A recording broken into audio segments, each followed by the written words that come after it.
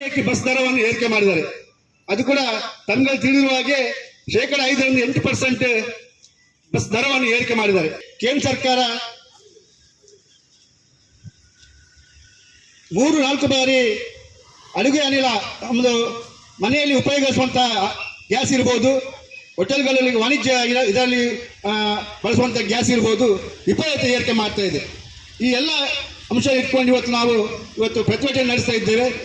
ಈ ಪ್ರತಿಭಟನೆಗೆ ಬಂದಂಥ ಸಿಪಿಎಂ ಪಕ್ಷದ ಜಿಲ್ಲಾ ಕಾರ್ಯದರ್ಶಿ ಹಾಗೂ ಕಾರ್ಯದರ್ಶಿ ಮಂಡಳಿ ಸದಸ್ಯರೆಲ್ಲರಿಗೂ, ಅದೇ ರೀತಿ ಪಕ್ಷದ ಉಡುಪಿ ವಲಯ ಸಮಿತಿಯ ಸದಸ್ಯರಿಗೂ, ಅದೇ ರೀತಿ ಪಕ್ಷದ ಶಾಖಾ ಸದಸ್ಯರು, ಅದೇ ರೀತಿ CITನ ಎಲ್ಲ ಬೇರೆ ಬೇರೆ ಸಂಘಟನೆಯಲ್ಲಿ ಬಂದಂಥ ಮುಖಂಡರಿಗೂ ನಾನು ಸ್ವಾಗತ ಮಾಡುತ್ತಾ, ಪಕ್ಷದ ಸದಸ್ಯರೇ, ಮಾಧ್ಯಮ ಮಿತ್ರರೇ, ಇವತ್ತು ಏಕಾಏಕಿಯಾಗಿ ಬಸ್ ಮಾಲಕರ ಸಂಘ ಬಸ್ಸಿನ ಪ್ರಯಾಣ ದರವನ್ನು ಏಕಪಕ್ಷೀಯವಾಗಿ ಜಿಲ್ಲಾಡಳಿತದ ಅನುಮತಿ ಇಲ್ಲದೆ, ಸಾರಿಗೆ ಪ್ರಾಧಿಕಾರದ ಸಭೆಯನ್ನು ಕರೆಯದೆ, ಒಂದು ರೀತಿಯಲ್ಲಿ ಸರ್ವಾಧಿಕಾರತನದಿಂದ ಇವತ್ತು ಅವರು ಬೆಲೆ ಏರಿಕೆಯನ್ನು 5ರಿಂದ 8% ವರೆಗೆ ಇವತ್ತು ಏರಿಕೆ ಮಾಡಿರುವಂಥದ್ದನ್ನು CPIM ಪಕ್ಷ ಖಂಡಿಸಿ ಈ ಪ್ರತಿಭಟನೆಯನ್ನು ಮಾಡ್ತಾ ಇದೆ. ಅವರು ಈ ಬೆಲೆ ಏರಿಕೆಯನ್ನು ಸಮರ್ಥಿಸಿಕೊಳ್ತಾ ಇದ್ದಾರೆ. ಏನಂತೇಳಿ ಹೇಳಿದ್ರೆ,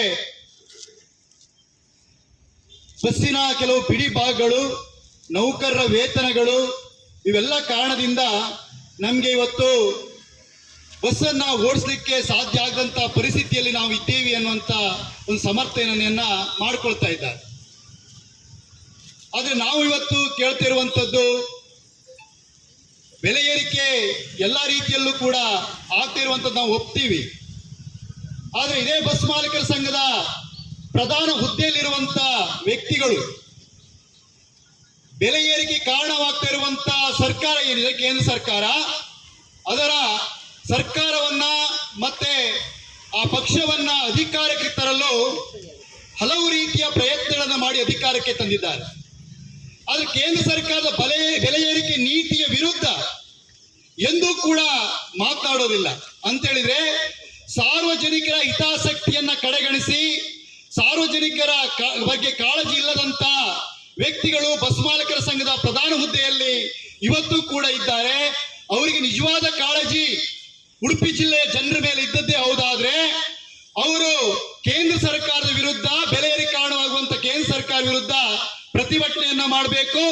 ಪ್ರತಿಭಟನೆ ಮಾಡಿ ಏನ್ ಕಾರಣಕರ್ತ ಆಗಿದೆ ಇವತ್ತು ಆರ್ಥಿಕ ನೀತಿಗಳು, ಅದು ವಿರೋಧಿಸುವಂತ ಮನಸ್ಥಿತಿ ಇದ್ರೆ ಮಾತ್ರನೇ ಇವತ್ತು ಅವರ ಈ ಒಂದು ಬೆಲೆ ಏರಿಕೆಯನ್ನ ಸಮರ್ಥನೆ ಮಾಡಿಕೊಳ್ಳಬಹುದು ಅನ್ನುವಂಥದ್ದನ್ನ ಹೇಳಲಿಕ್ಕೆ ಬಯಸ್ತೀನಿ. ಇವತ್ತು ಅವ್ರು ಹೇಳುವಂಥದ್ದು, ನಾವು 5ರಿಂದ 8% ಏರಿಸಿದ್ದೀವಿ ಅಂತೇಳಿ ಹೇಳ್ತಾರೆ. ಆದ್ರೆ ಬಹುತೇಕ ಕಡೆಗಳಲ್ಲಿ ನಮ್ಮ ಸಾರ್ವಜನಿಕರಿಂದ ದೂರಿರುವಂತದ್ದು ಏನಂತೇಳಿ ಹೇಳಿದ್ರೆ, ಇವತ್ತು 5ರಿಂದ 8% ಏರಿಕೆ ಮಾಡಿರುವಂತದ್ದಲ್ಲ, ಇವತ್ತು ಕೂಡ ಕೆಲವು ಭಾಗಗಳಲ್ಲಿ, ಕೆಲವು ಮಾರ್ಗಗಳಲ್ಲಿ ಇವತ್ತು ಕೂಡ ಅವರು 50% ಏರಿಕೆಯನ್ನು ಜನರಿಂದ ವಸೂಲಿ ಮಾಡ್ತಾ ಇದ್ದಾರೆ ಅನ್ನುವಂಥ ದೂರುಗಳು ಕೂಡ ಇವತ್ತಿದೆ. ಅದೇ ಹೊತ್ತಲ್ಲಿ ಇವತ್ತು ನಾನೀಗ ಕುಂದಾಪುರದ ಉಡುಪಿ ಬಂದೆ. 60 ರೂಪಾಯಿ ಇದ್ದದನ್ನ 63 ರೂಪಾಯಿ ಮಾಡಿದ್ದಾರೆ. 63 ರೂಪಾಯಿ ಮಾಡಿದಾಗಲೂ ಕೂಡ ಬಸ್ಸಿನ ಏಜೆಂಟ್ರು, ಕಂಡಕ್ಟರ್ ಹೇಳುವಂಥದ್ದು ಏನಂತ ಹೇಳಿದ್ರೆ, 3 ರೂಪಾಯಿ ಚೇಂಜ್, 2 ರೂಪಾಯಿ ಚೇಂಜ್ ಇಲ್ಲ, 65 ರೂಪಾಯಿ ಕೊಟ್ರೆ 2 ರೂಪಾಯಿ ಚೇಂಜ್ ಇಲ್ಲ ಅಂತೇಳಿ ಹೇಳಿ ಮತ್ತೆ ಕೊಡ್ತೀನಿ ಅಂತೇಳಿ ಹೇಳಿ ಮತ್ತೆ ಇಳ್ಕೊಂಡು ಹೋಗ್ತಾರೆ.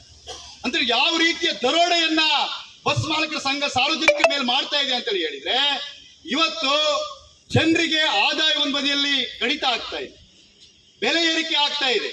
ಬೆಲೆ ಏರಿಕೆ ಆಗ್ತಿರುವಂತ ಸಂದರ್ಭದಲ್ಲಿ ಕಾರ್ಮಿಕರ ವೇತನಗಳು, ದುಡಿಯುವವರ ವೇತನಗಳು, ಸರ್ಕಾರಿ ಕಚೇರಿಗಳಲ್ಲಿ ಕೆಲಸ ಮಾಡ್ತಾ ಇರುವಂತ ನೌಕರರು, ಗುತ್ತಿಗೆ ಆಧಾರದಲ್ಲಿ ಕೆಲಸ ಮಾಡ್ತಿರುವಂತ ನೌಕರರು, ಕೂಲಿಕಾರರಾಗಿ ಕೆಲಸ ಮಾಡ್ತಾ ಇರುವವರು, ಒಂದು ಪ್ರದೇಶದಿಂದ ಇನ್ನೊಂದು ಪ್ರದೇಶಕ್ಕೆ ಹೋಗಿ ಕೆಲಸವನ್ನು ಅರ್ಸ್ಕೊಂಡು ಹೋಗುವವರಿಗೆ ಇವತ್ತು ಬೆಲೆ ಏರಿಕೆ ಒಂದೇ ಸಮನೆ ತಡ್ತಾ ಇದೆ. ಅವರ ವೇತನಗಳು ಜಾಸ್ತಿ ಆಗ್ತಾ ಇಲ್ಲ, ಆದ್ರೆ ಬೆಲೆ ಏರಿಕೆಗಳು ಇವತ್ತು ಒಂದೇ ಸಮನೆ ಏರ್ತಾ ಇರುವಂತದ್ದು. ಹಾಗಾಗಿ ಇವತ್ತು ಬಸ್ ಮಾಲಕರ ಸಂಘ ಅವರೇ ತೀರ್ಮಾನ ಮಾಡಿ, ಅವ್ರು ಹೇಳುವಂತದ್ದು, ಕರ್ನಾಟಕ ಸರ್ಕಾರದ ಅಧಿಸೂಚನೆ ಇದೆ, ಆ ಅಧಿಸೂಚನೆ ಯಾವುದೋ ವರ್ಷದ ಹಳೆ ಕಾಲದ ಅಧಿಸೂಚನೆ ಇದೆ, ಅದನ್ನ ಹಿಡ್ಕೊಂಡು ನಾವು ಏರಿಸಿದ್ದೀವಿ. ಜಿಲ್ಲಾಡಳಿತವನ್ನು ಕೇಳಬೇಕಾಗಿಲ್ಲ, ಬಸ್ ಮಾಲಕರ ಸಂಘವೇ ಇವತ್ತು ಆ ಸರ್ಕಾರದನ್ನ ಹಿಡ್ಕೊಂಡು ನಾವು ಮಾಡ್ತಾ ಇದ್ದೀವಿ ಅಂತೇಳಿ ಹೇಳ್ತಾ ಇದ್ದಾರೆ. ಬಹುಶಃ ಇದು ಸರ್ವಾಧಿಕಾರಿತನದ ಧೋರಣೆ. ಯಾಕಂತ ಹೇಳಿದ್ರೆ ಜಿಲ್ಲಾಡಳಿತವನ್ನ ಕಡೆಗಣಿಸಿ ಮಾಡ್ತಿರುವಂತದ್ದು ಸರಿಯಲ್ಲ. ಹಿಂದೆಲ್ಲವೂ ಕೂಡ ಸಾರ್ವಜನಿಕರ ಅಭಿಪ್ರಾಯಗಳನ್ನ ಕೇಳುವಂತ ಪದ್ಧತಿ ಇತ್ತು.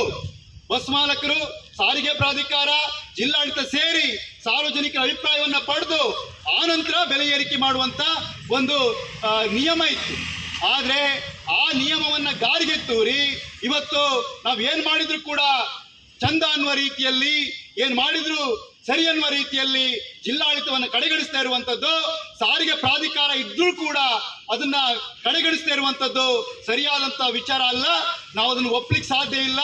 ಸಿಪಿಐಎಂ ಪಕ್ಷ ಈ ಒಂದು ನಡೆಯನ್ನ ಉಗ್ರವಾಗಿ ಖಂಡಿಸುತ್ತೆ. ಮತ್ತೆ ನಾವು ಈ ಒಂದು ಹೋರಾಟವನ್ನ ಒಂದು ವೇಳೆ ಜಿಲ್ಲಾಡಳಿತ, ಜಿಲ್ಲಾಧಿಕಾರಿಯವರು ಇದನ್ನು ಕಡೆಗಣಿಸಿ, ಸಾರ್ವಜನಿಕ ಅಹವಾಲನ್ನು ಕಡೆಗಣಿಸಿ ಅವ್ರು ಮತ್ತೆ ಇದನ್ನು ವಸೂಲಿ ಮಾಡ್ಲಿಕ್ಕೆ ಮುಂದಾದ್ರೆ ನಾವು ತೀವ್ರ ರೀತಿಯಾದಂತ ಹೋರಾಟವನ್ನ ಮಾಡಲಿಕ್ಕೆ ನಾವು ಸಿದ್ಧರಿದ್ದೀವಿ. ಅಂತೂ ಜನರಿಗೆ ಒಂದು ನ್ಯಾಯಯುತವಾದ ದರದಲ್ಲಿ ಒಂದು ಏರಿಕೆಯನ್ನು ಮಾಡುವಂತದ್ದು ಮಾಡಬೇಕು. ಇದನ್ನ ಹಿಂಪಡಿಬೇಕು. ಸಾರಿಗೆ ಪ್ರಾಧಿಕಾರ ಸಭೆ ಸೇರಿ ಮತ್ತೆ ಅಲ್ಲಿ ಚರ್ಚೆಯನ್ನು ಮಾಡಿದ ನಂತರ ತೀರ್ಮಾನವನ್ನ ತೆಗೆದುಕೊಳ್ಬೇಕು ಅಂತೇಳಿ ವಿನಂತಿಯನ್ನ ನಾನು ಮಾಡ್ತೀನಿ. ಬಹಳ ಮುಖ್ಯವಾಗಿ